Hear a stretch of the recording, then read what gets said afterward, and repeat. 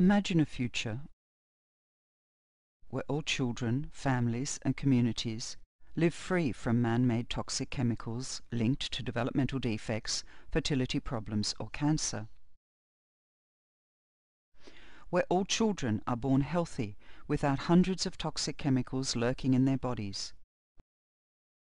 Where people from all countries recognize dangerous chemicals and know their true and potential health effects, eliminating them without concern for borders or the short-term economic interests of industry.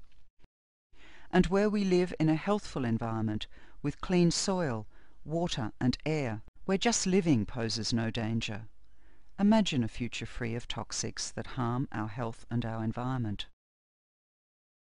Every day people unknowingly expose themselves to toxic chemicals.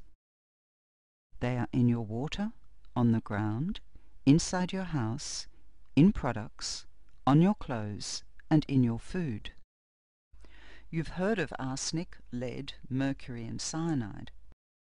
But the most insidious chemicals are called persistent organic pollutants, also known as POPs. Persistent organic pollutants.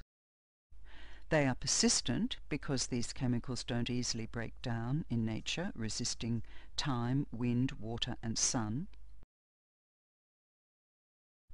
They are organic and their chemical structure causes them to stick to certain substances in nature, most notably fatty tissues. As plants and animals down the food chain are exposed, these chemicals pile up, getting into our food and into our bodies, and ultimately exposing humans to some of the highest toxic concentrations. They are pollutants because they contaminate everything and are very difficult to clean up. POPs are everywhere. Because of their structure, POPs are good at disrupting natural systems in our bodies, even at low-dose levels. As they persist in nature, more and more people will experience their negative health effects, such as endocrine diseases, cancers, fertility problems, birth defects, and developmental diseases in children. Eliminating persistent organic pollutants is one of the most important challenges of our time. And the exposures are all around us. A child's first dose of POPs comes from its mother. The fat in breast milk carries a mother's accumulated stores of toxic chemicals into her child. So where do POPs come from? Most are the product of human industry. Some are pesticides, others are flame retardants, still others are byproducts of incineration or industrial processes. Many POPs were banned in the 70s and 80s after scientists, industries and governments realized their hazardous effect on human health. Some are still in widespread use. One huge concern is the toxic legacy of past POPs use.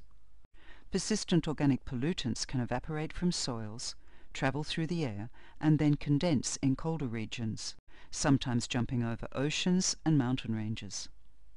Because of weather and diet, Arctic peoples have suffered some of the worst health effects of POPs on fertility and endocrine diseases. But people all over the world have been affected, most notably women, children, workers and indigenous people. Persistent organic pollutants don't care if you're rich or poor, of one nationality or another. The question is, how do we eliminate them? A major step in removing persistent organic pollutants from the world was an international agreement between over 150 countries known as the Stockholm Convention. In effect since May 2004, this global treaty originally identified 12 chemicals for reduction and elimination with a mechanism to add more substances. However, it is up to non-governmental organisations to ensure that the treaty is being enforced and to see that currently polluted sites are cleaned up. IPEN is at the forefront of this effort, with a global network of organisations working for toxic elimination in over 100 countries. IPEN is leading the way towards the global elimination of POPs. At IPEN, we reach out around the globe to organisations that are working for a toxic-free future. We collaborate with UN agencies, governments and public interest groups. In total, our network encompasses over 700 organisations in more than 100 countries working to solve different problems related to human health and the environment. IPEN can be summed up by our 4 strategies.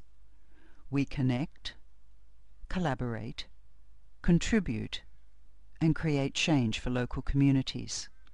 From the grassroots organisations up to the global discussions and back again, IPEN strengthens the ability and capacity of citizens to protect their communities from the threats of POPs, and collectively acts as a watchdog to the Stockholm Convention, urging governments and the international community to eliminate POPs.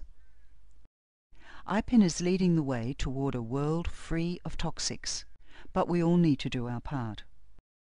The elimination of POPs is a human challenge.